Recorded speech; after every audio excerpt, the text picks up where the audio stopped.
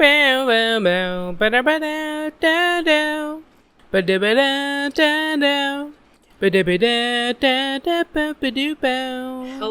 and welcome back to a brand new episode of the Not Tuah podcast.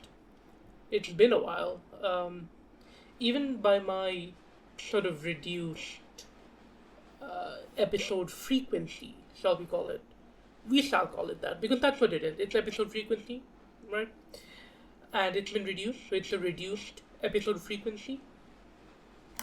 But yeah, even by my standards of a reduced episode frequency, it's been a while. It's been like a month and a half, I believe. Yeah,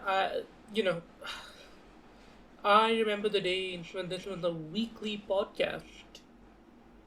It was like 2 months ago. No, it wasn't. It was like, honestly, maybe a year ago. What episode is this? This is episode number. Um, episode number 43. This is episode number 43. It is. Oh, wow, speaking of 43. It is currently 3:43 a.m. On the 20th of April, 2026, Indian Standard Time. So, late night recording, dude. Not Tuah after hours. Hopefully, this means I get less background audio. Not that that's ever really been an issue with any of my recordings. I can really only think of once when there was a guy like selling vegetables right outside my window, and he kind of snuck into the recording there. Guest star. Should I retitle that episode? I don't remember what episode it was. Okay. Anyways, I'm gonna sort of set myself a little challenge, a little restriction for this episode. Have I done the? Hang on. Okay. Yeah. Welcome to episode 43 of the Not Tuah podcast. I'm your host. No, wait, shit. It's been so long. It's been so long since the last I've seen my son last. Okay. I forgot how to do the intro.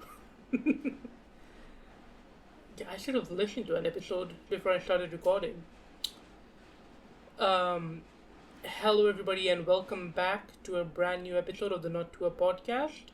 I'm your host. And then episode number 43 is currently 3:45 a.m. the 20th of April 2026 Indian Standard Time. There we go, dude. I just need to cut out the first 2.5 minutes of this episode. But yeah, it's been a while. I was kind of vaguely aiming for one episode a month. Although I'm looking at my upload dates here. I pulled up the podcast management page. I don't know why I said that like it's a flex. Of course I have access to the Not Tuah podcast management page. And it's not like people are gunning to have access to the Not Tuah podcast management page, you know? I'm not really a pillar of the podcasting world. You know, no one's trying to hack this account, bro. 3 listeners, 3 monthly listeners. Alright, man. Okay. Yeah, I'm looking at my episodes. Did I said, what the fuck?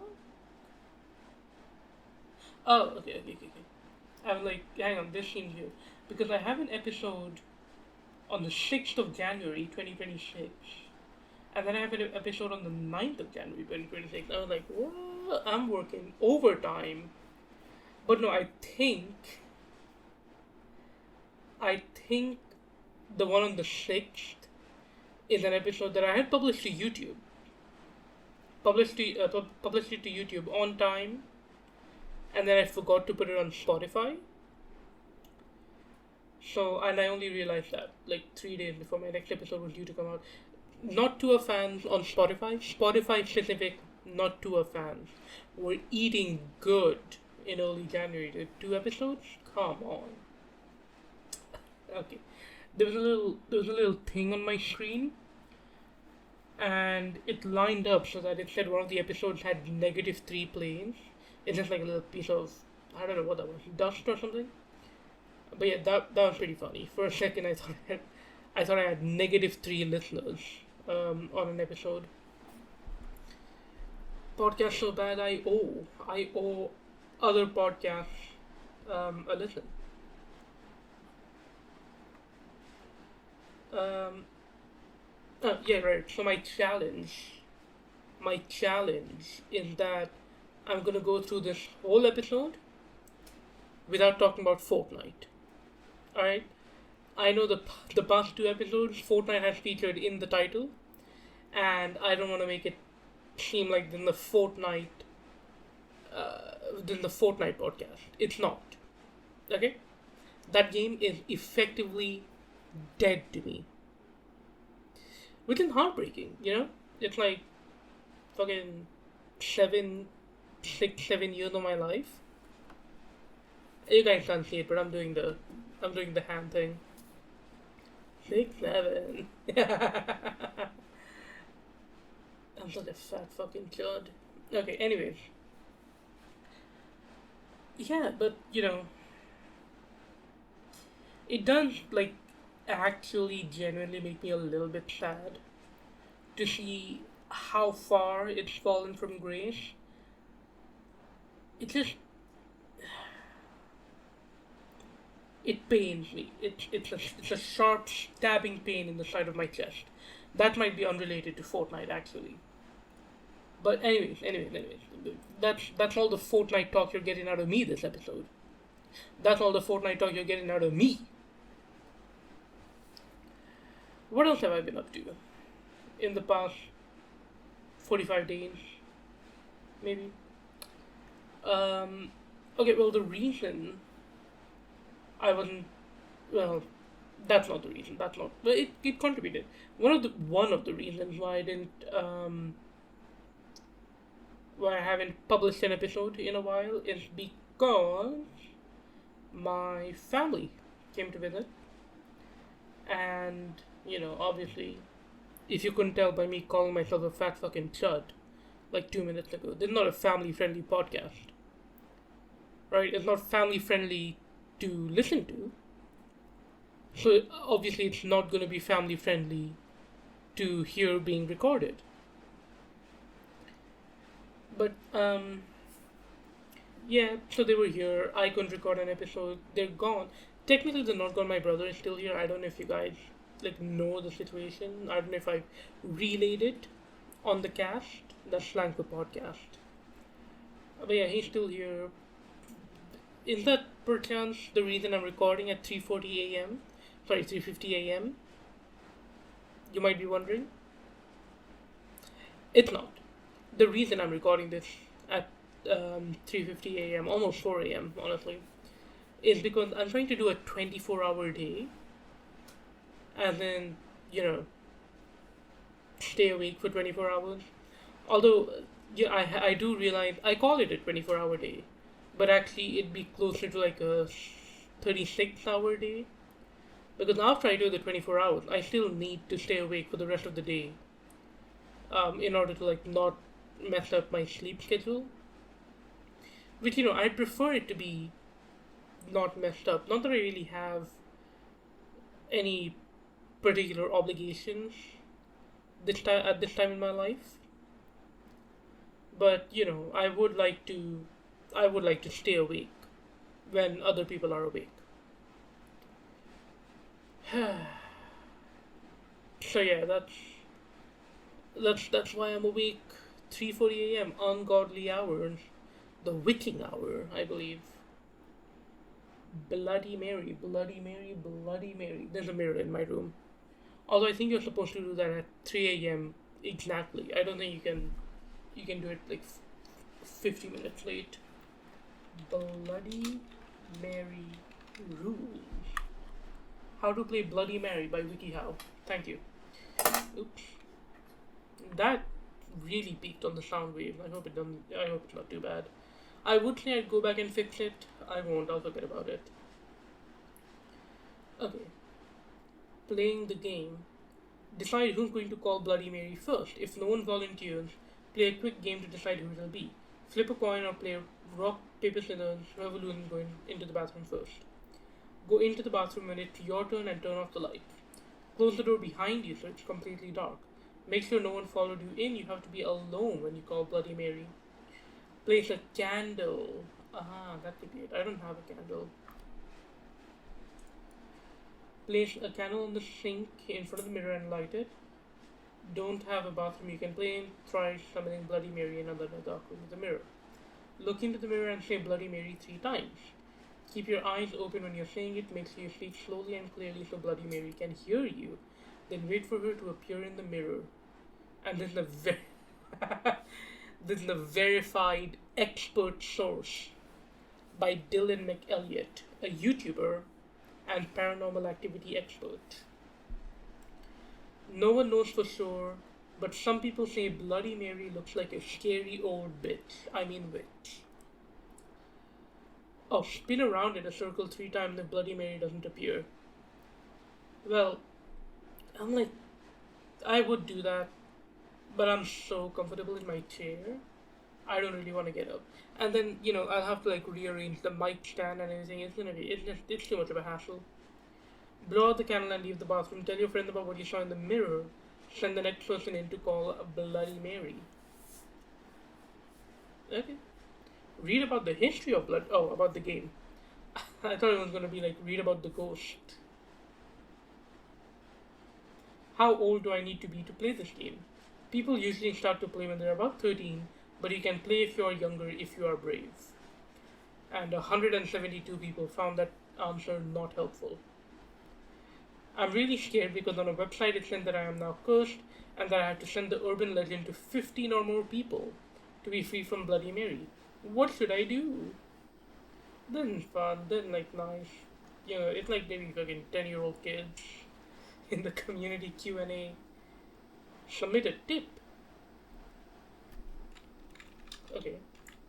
Close your eyes when calling Bloody Mary and open them after you're done. Submit. It gets reviewed? By a human? Also, doesn't it I already say that in the instructions? I wasn't really paying attention. Look into the mirror. It says keep your eyes open. So I guess my tip is not gonna get approved. Unfortunately. Oh well, I try, dude. I try to help the masses, but the masses don't want my help. What am I supposed to do? What am I supposed to do? What am I supposed to do? You fucking tell me. You fucking tell me what I'm supposed to do. Bitch, leave a comment. Fucking dickhead. Okay. Anyways. So my parents were here with Ramzan. Eid Mubarak, I guess, by the way, for all my viewers. All 3 of my viewers, if there's a Muslim in the chat, Eid Mubarak. I guess it was fun. That sounds so mean. Yeah, no, it's yeah,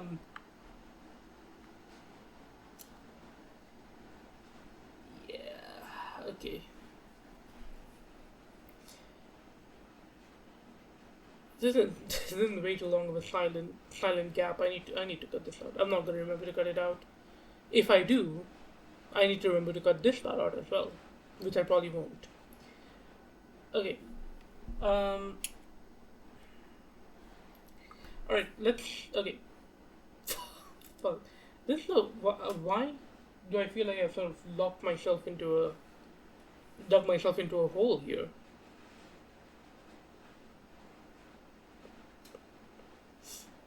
Okay. Breathe in, rewind, reset. So I did my IELTS, my International English Language Testing System. For those unaware, the IELTS is an international English language test, um, and it's a prerequisite to being able to do things in other countries outside India. God knows I want to get the fuck out of India. I'll even take France, I guess. I do have a 900-day Duolingo streak in French, so I'm just saying, dude. Macron, Emmanuel Macron, if you're listening, I have a 900-day Duolingo streak in French. Bonjour, bonjour. J'ai j'ai je m'appelle non je m'appelle je I guess 900 days of Duolingo doesn't teach you much, huh? Um, Jai, like J apostrophe AI? No. Maybe. J, J un, J on, it's on for UN. J on 900 day, 900 jours. 900 jours. That's what they say. That's what they say when they mean day. They say jour. Bonjour, bonjour, good day. Toujours, I think two means every. So every day, toujours. Yeah. Anyways, bonjour. J'ai 900 jours streak. Duolingo français. J'ai 900 jours streak Duolingo français. Emmanuel Macron, if you're listening. Okay. But yeah, I took my IELTS. This was, I, I always, I felt confident, like right from the start. A Lofi reference. That's not how you pronounce Lofi. He had a whole website about how to say Lofi. How to say Lofi. Okay, saylofi.com, yay. Oh my god, it's a 40-second clip?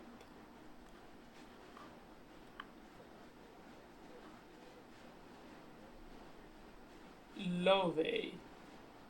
Is that fucking James Corden next to her? Hang on, okay, this is a talk show. James Corden, that is James Corden, right? Yes, that's him. James Corden already has a talk show, right? James Corden talk show. Oh, it got cancelled. Oh no.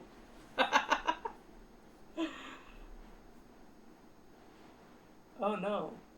Oh no, the show didn't get cancelled. He got fired.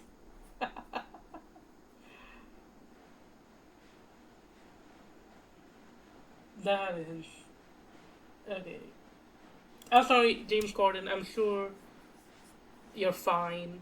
I guess I'm so, yeah, James Corden. If you're listening, what did she say? She said Love.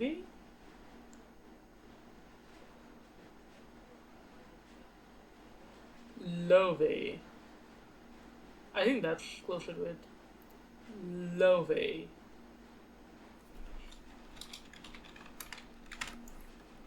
Okay. Why am I talking about Love? From the start. Right. Okay. Just had to enter my mind palace there a little bit. But yeah, so I knew from the start I was gonna get a pretty good score. Because it's an English language exam, man. You know, it's like I've been speaking English my whole life. I think I consider it my primary language more so than like Hindi or Urdu or Telugu because I don't know Telugu. So Yeah, I I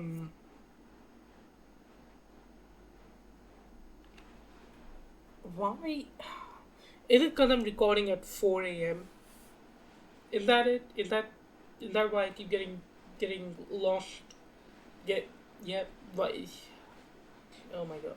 Is that why I keep losing my train of thought? It's because I'm recording at 4 a.m., 4:03 a.m.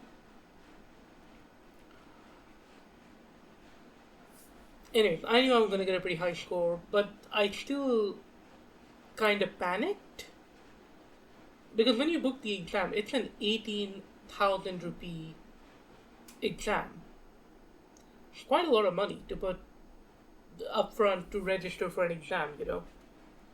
So I was kind of panicking. I was like, I mean, I speak like sort of an informal, more casual, uh, style of English. This is an academic test. I'm gonna need to speak all academic and proper like. And then, my writing is kind of weak. I'm not very good at formal writing, academic writing. So, and then as you can probably tell, I do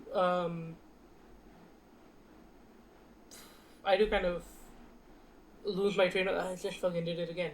I just lose my. It's very common for me to stammer over my words, lose my train of thought when I'm speaking. So the speaking and the writing test, the IELTS can divide into four sections: listening, speaking, reading, writing. So the listening and the speaking section, no, the writing and the speaking section. Um, I was a bit worried about that. Listening and reading is like whatever, dude. I can do that in my sleep. I can't because I'd be asleep. But like, you get what I mean. You get what I mean. So I was a bit worried about the writing and speaking sections. So the thing is, I booked my IELTS pretty much the next day, right after Eid. Eid Mubarak. Once again, emubs to my Muslim viewers. But yeah, so I booked my IELTS pretty much the day after Eid. I think there was a 1 day gap maybe, and I was like, okay, I'm probably gonna stay up pretty late on Eid. Gonna go visit people, do this, do that. So I'm gonna. I had two options. I could either book my IELTS for, I think it was 8 a.m., or I could book it for 1 p.m. Right? So I was like, okay, I'll take the 1 p.m. slot. Because I'm probably gonna stay up late, I'm gonna wake up late, you know, and I don't wanna be all groggy in the morning when I go take this 18,000 rupee exam. So I selected the 1 p.m. time slot. I was like, okay, we're chilling, we're Gucci. The day before the exam, I get an email, and it's like, yo, brother, what's up? How you doing? FYI, your speaking test that's gonna be at 8 a.m., buddy. 8 a.m. sharp. Good luck. And I'm like, but I booked the 1 p.m. slot for a reason. I booked the 1 p.m. slot for a reason. Apparently, they just booked the speaking slot because you speak to an actual human person, which unfortunately is like something that warrants mentioning these days. Let me get more comfortable here. Unfortunately, something that does need to be mentioned these days. You do speak to a real life human person with uh, thoughts and emotions and lived experiences. So it's sort of up to them really when these people will be available to speak to. You kind of have to work around that. So I guess they were only available at 8 a.m., which seems incredibly early to me, but okay. But yeah, so I panic. I'm like, fuck, shit, poop, fuck, poop, shit, fuck. I reiterate, this is not a family friendly podcast.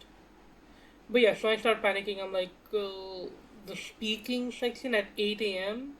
If it was the listening or the reading section at 8 a.m. It wouldn't have been ideal, but I probably could have done it without worrying too much. Speaking at 8 a.m., that was going to be a bit of a struggle. Because I think the day I got that email, I woke up at like 11 a.m.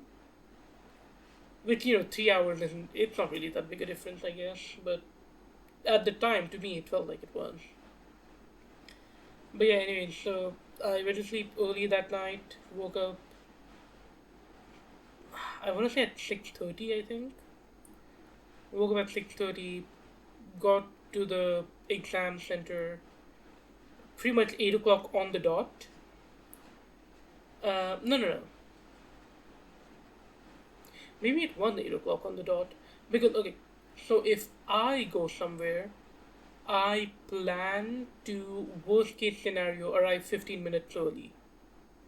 Right? That's kind of how I live my life. But this time my mom was dropping me off because she had to go somewhere that was like vaguely in the direction of the exam center. So she was like, "Oh, I'll drop you off." So she was the one driving, which means she probably did reach exactly at 8 a.m. because she likes to cut things close. Sometimes she arrives at places late. It's whatever. Um, yeah. Anyways, so I arrive. I sign in. There's like a little book with the names of all the people who are writing an exam today. So I just like found my name, put a little check mark next to the speaking section. Because they do the speaking test separately, and then they do the listening, reading, writing test separately, like all at once. So there was a little column for the speaking, there was a little column for listening, reading, writing. Put a little check marker on against my name in the listening column, and then I waited like 15 minutes for them to set everything up. I must have been the first person in there because I didn't see any other check marks next to people's names.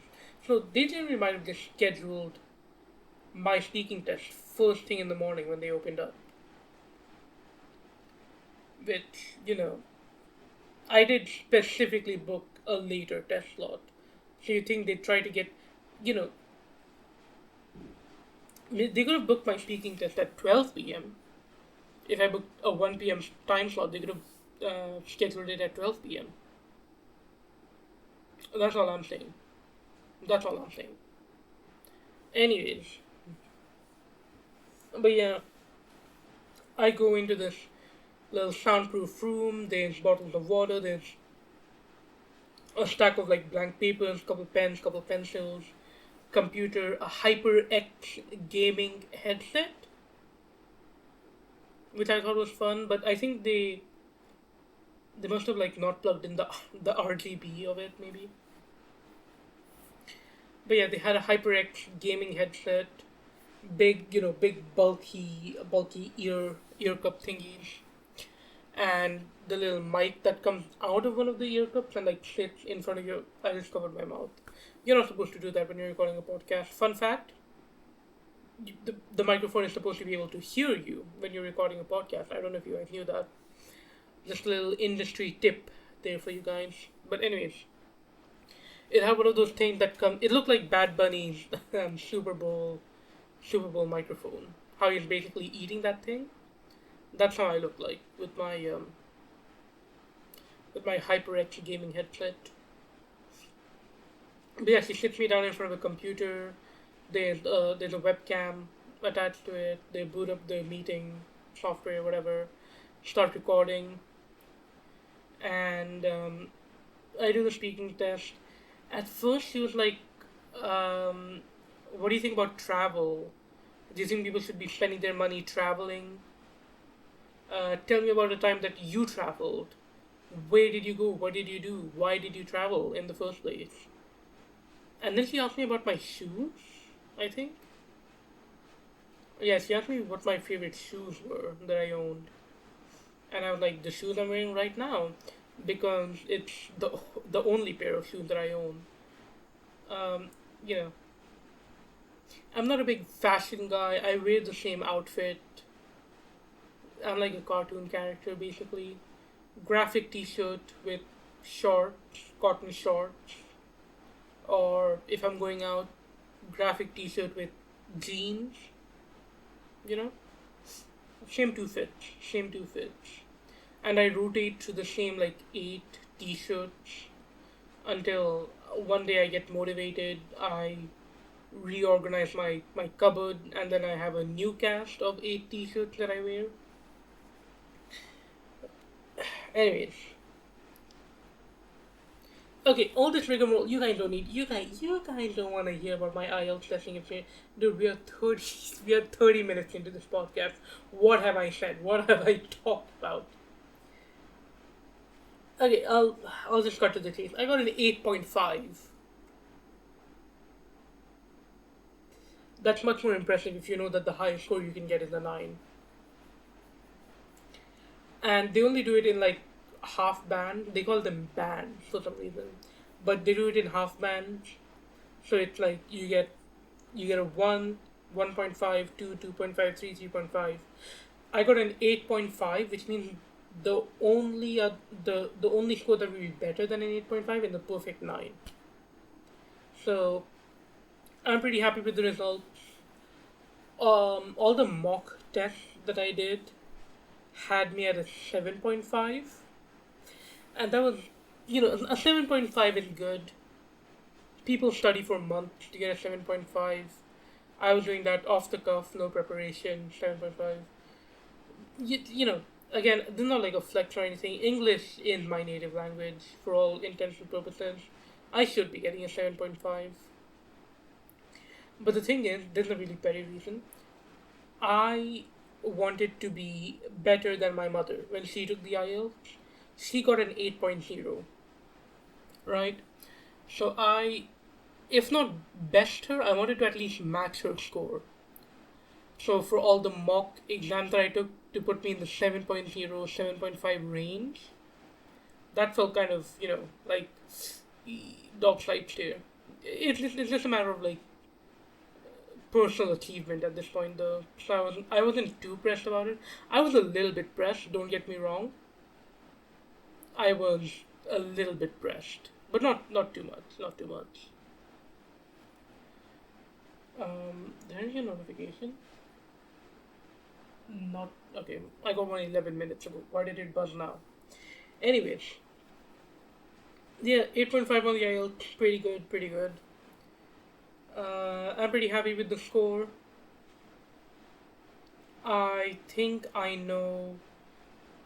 Okay, so my two weakest sections, as expected, were the speaking and the writing section. I think I actually got a perfect 9 in either listening or reading. It's one of those two. I don't remember which one. Actually, it could be both of them. I don't know. I'm not gonna overpromise, underdeliver. I know I got a perfect 9 in one of the sections. I didn't remember which one it was.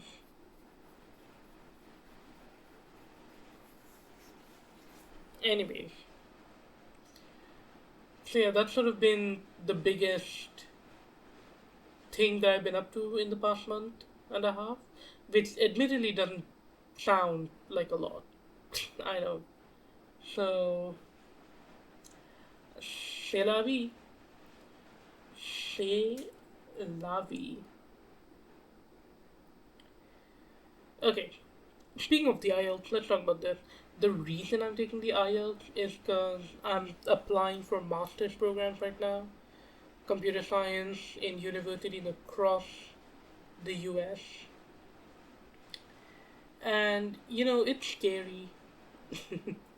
I'm more scared about this than I was about my undergraduate admissions. Because, like, my undergraduate, I was doing that in India, and I was, you know, under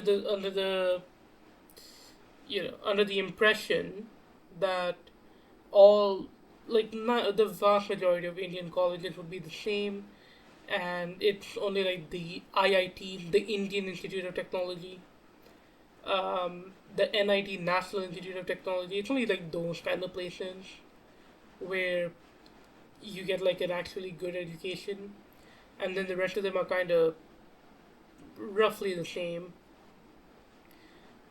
Boy, was I wrong. I did not know it would have been possible. I did not know it was possible for colleges to stoop as low as my college does. So yeah, I guess that's why the the master's programs are a bit more serious, a bit more scary, because I know the difference in between the various U.S. universities, and I know the good ones, I know the bad ones, but yeah, we're currently working on the applications. We should have been done with the applications in December, and to reiterate, it is 4:18 a.m. on the 20th of April, and we should have been. I should have had an offer in hand by December. So kind of kind of cutting it close. But I think the deadline for most applications is the deadline for most applications in May, and I think there's one place that does it in June. But either way, I'm gonna have to get my applications in this week, which is kind of scary. It's kind of scary. I, it's like I think I'm a good student. You know, I pay attention in class. I answer questions that are asked of me. I practically apply the concepts that we learn in class. It is I'm not a very good test taker. And 70% of our grade is determined by one test that you take at the end of the semester. That's probably why my GPA is like pretty low. It's a 7.2. 7 point, no, it's not. It's a 7.12, I think. It fluctuates because okay, so I do have one backlog in my seventh semester. Backlog, for those unaware, is an exam that you failed and you need to rewrite it. But now, see, okay, so here's the thing. Here's the thing. I am not convinced that they're grading the exams in a good faith manner, right? There's been like a rumor that's been circulating since my first day of college, right? But I kind of thought like, oh, whatever, they're huffing copium, whatever, I'll leave them to it. But now, and see, like that's not the mentality I've been spinning with. Spinning? That's the mentality I've been living with, right? For the past 3 years, is that if you get a backlog, you deserve it. You did genuinely fail that subject. But now I'm not so sure because so the backlog in my seventh semester, that was in predictive analytics, right? It's a little subject. It's basically just a mishmash of all my various AI and machine learning classes, kind of just smushed into one subject. So I feel pretty confident about that subject. And like I've done this rodeo before. All right, I know what to expect. The day of the exam, I was like, yeah, this is pretty chill. I looked at the question paper, nothing. It didn't seem too hard. Um, and well, they do say pride cometh before the fall. I was like, okay, this exam isn't too bad. It's whatever. I can live with it. Um, but then I got a backlog in the exam. So a backlog happens when you get less than half of the marks in the exam. So our final exam is out of 70 marks. You need a 35 and above to pass, right? So when you get the backlog, you're like, okay, I must have scored below 35. But something about this subject in particular didn't feel right to me. I was like, a backlog in predictive analytics? Really? I didn't believe that for a second. So for the first time in my college career, I went ahead and I put it in for a revaluation. That's where they double check like the marks on your paper and whatnot. So I put it in for revaluation, and I jumped up from a backlog to a C. Now I know a C isn't, you know, it's nothing to write home about. It's like literally the bare minimum, I think, for the US colleges. A C is the bare minimum. But that I do start thinking. It does make you wonder. If I have a backlog, that means I must have been below 35%. But a C, you get a C if you're at 75%, I think, roughly. So how does putting it in for reevaluation jump you up by at least 26%? Right? That doesn't make sense to me. So I think, because if you did fail, then yeah, like, you're gonna fail even if they recalculate the mark. If you give the same exam paper with the same answers to two different um, invigilators, right? Two different teachers to grade it, same exact answers in the paper, they're not gonna have a big difference in their scores. But in this case, there's a difference of 26%. That's nothing to laugh at. So I'm starting to think there is a little bit of truth to the rumors that they kind of fail students on purpose, because you have to pay. You have to pay to get your paper rechecked, right? I think it's something like 1,000 rupees per paper to get it rechecked. So I don't know. Something fishy. Something fishy. What if I just look up? Does my university give backlogs on purpose?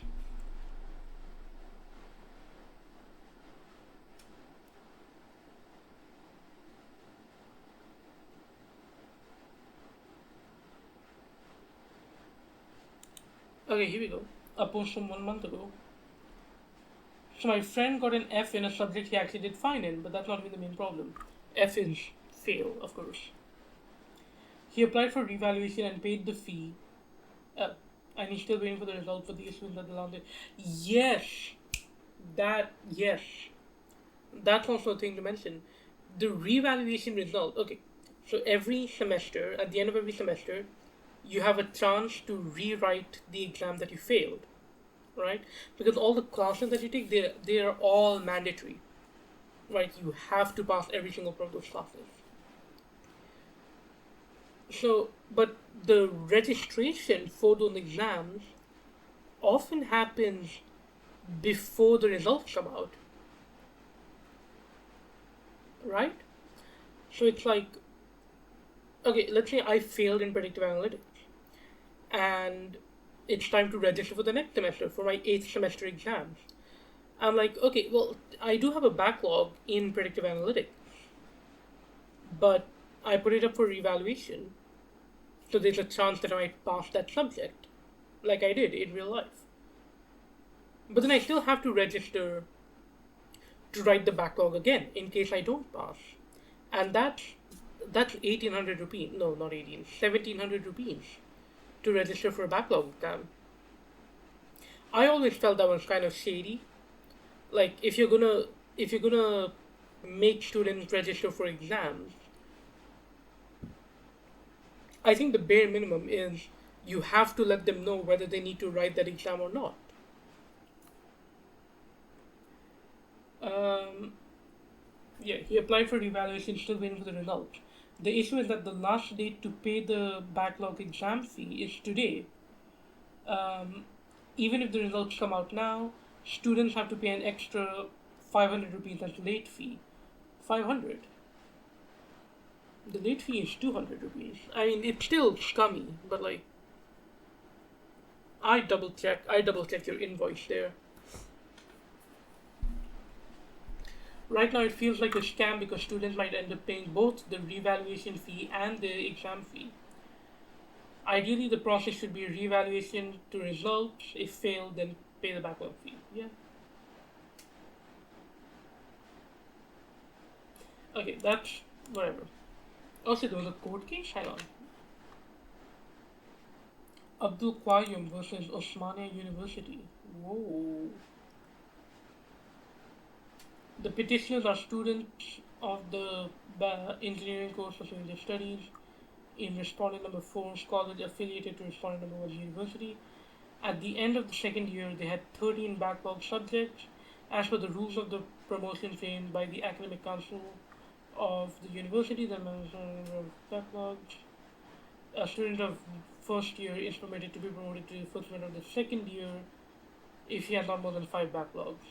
If the first year BE course has 11 papers, the students will have not more than 6 backlogs. Okay. What's the ruling? What's the ruling?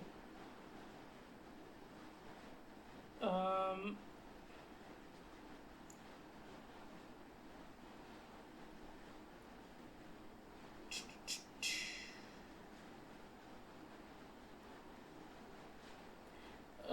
okay. For the above mentioned reasons, I hold that for the course, the slab can be considered as a paper prepared.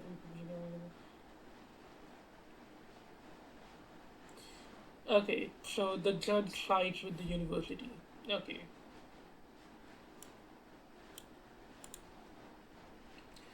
Whatever, dude. Whatever. Why am I talking about this? Anyway, okay, yeah, yeah. So my GPA fluctuated because of that.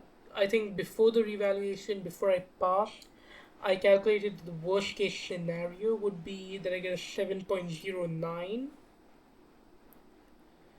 and best case scenario would be a 7.5, I think. No, 7.5 is a bit high. Maybe the best case scenario was a 7.2. But then with the grade that came out, I got a 7.12. So I I'm not complaining, I suppose, because the 7.12, it's not ideal, but it's not horrible either. It's like a 2.98. So that's 2.98 out of 4 on the American scale. Is it? Let me double check. I just pulled that number out my ass. 7.12 divided by 2.5. It's a 2.84. Close enough. Close enough. Um, yeah, it's like I'm not getting into Harvard or anything, but there's a good number of universities that would accept a 2.8. So yeah, I'm supposed to meet my not meet. I'm supposed to message my counselor on WhatsApp tomorrow. I guess today technically because it's 4:30 a.m. the 20th of April 2026. I was supposed to message her and be like, "Yo, let's begin." I Then kind of my fault, honestly, because I wanted to wait until my revaluation results came out before we started applying, because having one backlog can really like fuck up your chances. So I wanted to wait and see if I passed that subject. But the thing is, they don't release transcripts of subjects that you've cleared in revaluation. So, like officially, I have passed that subject, but on my transcript, it's gonna show up that I still failed it. So I don't know. I think they're a bit too overzealous with the printing of the transcripts, anyways, because you still have the revaluation results to come out. Anyways, this since I did not intend to speak this long on universities. What else have I been up to? I've officially started preparation for Avengers Doomsday, coming out 18th of December 2026, I believe. Yeah, I'm watching every single Marvel movie and a couple TV shows in preparation for this. And by that I mean every single movie. I've seen Blade, I've seen X Men, I've seen Fantastic Four, the Fox ones. I'm gonna watch the new X Men. Um, that's a movie, right? The New Mutant. That's the movie, not the new X Men. The New Mutant. I'm gonna probably watch that as well. Basically any piece of Marvel filmographic history, except I guess like the original 1940s Captain America movies. And then also I think they did something with the Hulk in 1978. Yeah, Daredevil. Daredevil defends the Hulk, and then there's also a Hulk movie in 1978. I'm not watching those, but sort of the modern-ish era of Marvel movies. I'm watching all of them. So should be fun. Should be exciting. What's my? I'm also keeping like a list, a rankings list. Currently, the best Marvel movie from the one that I've seen, and I've only seen 12 of them so far in my rewatch. So it's not a rewatch. Most of these movies I'm seeing for the first time. The current best Marvel movie is X2, X Men United, followed by X Men 1, followed by Spider Man 3, Spider Man 2, then Blade, Elektra, surprisingly high ranking, Spider Man, these are the Sam Raimi ones with Tobey Maguire, X Men 3, The Last Stand, Blade 2, Hulk 2003, Blade 3, and then Daredevil. And that's like from best to worst. So Daredevil is the worst Marvel movie, which is ironic because I think Daredevil, the TV shows at least in the MCU, the Netflix, and then Daredevil Born Again, I think those are probably some of the best things that has come out of the whole Marvel Comics phenomenon is the Daredevil TV show. Anyways, the Daredevil movie, it just felt empty. Like it felt like this movie takes place on a set. You know, it doesn't feel alive like the world of New York in the Spider-Man movies, or you know the X-Men movies. And those take place in like multiple different cities, multiple different countries. The Blade movies as well, they take place in multiple different countries. Every other movie felt more alive. It felt like the world was lived in. Daredevil did not. That's like my primary complaint with the movie. I'm sure I had other nitpicky details that I didn't like about the movie, but that's my main one, is that the environment didn't feel real. And that's important when you make a movie. You need to have a good environment for the movie to take place in. Um, but yeah, that's my MCU rewatch. I hope to be done before December. I started off doing one movie a day, but now it's like closer to a movie a month, a movie a week, not a month. Thank God, movie a week. And I hope I'll be done in time for Doomsday in December. I should be, but you know, 12 movies in, I haven't even entered the main MCU yet. Technically, there's still two more movies I have to watch before I get to Iron Man, and that was in 2008. 18 years ago, dude. That movie is old enough to drink, probably. No, in most, I that was not a good reference because drinking age varies a lot across the world. Anyways, it's old enough to drive, right? Iron Man 2008 is old enough to drive. But yeah, so I'm excited for Avengers Doomsday, man. That trailer description from CinemaCon, it sounds pretty good. I'm excited to see it, but they haven't uploaded it online, and apparently they were like hiring bouncers to like kick people out of the theater and delete the video from their phones. For those unaware, they showed a trailer for Avengers Doomsday at CinemaCon, which is unfortunately an industry slash press only event. So unless they're releasing it officially, we're not seeing that trailer. I think they should release it. I do say that coming from like a fan's perspective. I think they should release it because I want to see what Avengers Doomsday is gonna look like. I don't know. People are saying they'll attach it to the Mandalorian and Grogu. Like, brother, this is not 19 fucking 77 or whatever when Star Wars came out. And they put the trailer for Star Wars in front of some other random movie. People are not gonna buy tickets to the Mandalorian and Grogu so they can see an Avengers Doomsday trailer.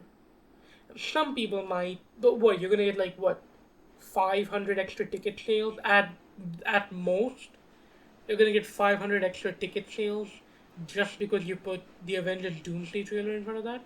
No, dude, you fucking dumbass. Right? A Star Wars fan is gonna go watch The Mandalorian and Grogu, and they're gonna record the Avengers Doomsday trailer on their phone. Right? They're gonna be eating popcorn. Their fingers are gonna be covering the lens. They're gonna like dip down, get a little crotch shot in there in the middle of the video. They're gonna get that video. They're gonna upload it online, and that's the first look people are gonna get of Avengers Doomsday. You want some dude's dick, a Star Wars fan's dick, to be the first thing people see when they look up the Avengers Doomsday trailer? Marvel, yeah, I know you're listening. Kevin Feige, I know you're listening. Release the trailer online. You know, it's like, it is such an, especially now, because everyone is talking about it, everyone is hyping it up. And if the trailer really is as good as people are saying, you know, I can understand not wanting to release it if it's a bit of a dog shit trailer. You won't want to release it when people are already talking about how dog shit the trailer is. But people say it's a good trailer, right? They say it's the one of the best trailers Marvel has ever put out.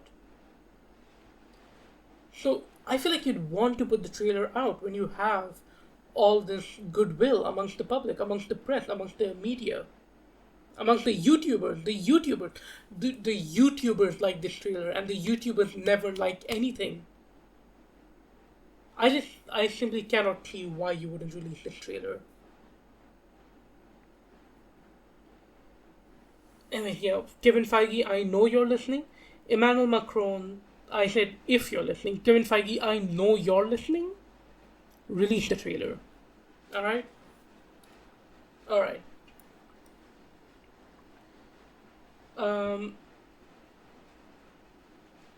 Yeah, I guess let's wrap it up here. 58-minute episode, a bit of a shorter one. Considering the one I've done since my reboot. Yeah, an hour 7, an hour 3, an hour flat, an hour 16. 58 minutes is kind of short, but it's no big deal. I do actually have a couple more topics I want to talk about. But I guess I just don't want to talk about them that much. I'll probably save them for next time if I remember to talk about them. I won't, but I'll try to remember. Okay, let's see. I didn't remember how to do the intro. Let's see if I remember how to do the outro. Thank you everybody for watching. Thank you for watching. Thank you for listening. This has been episode number 43 of the Not Tuah podcast. That's NOTTUAH. I have no affiliation with Haley Welch or the Talk Tuah podcast team. Is that it? Do I say anything else? No, I don't think so. Okay. Yeah, anyways. Thank you all for watching. Thank you all for listening. And I shall see you Next time, is that my outro? Is that my catchphrase? I don't know.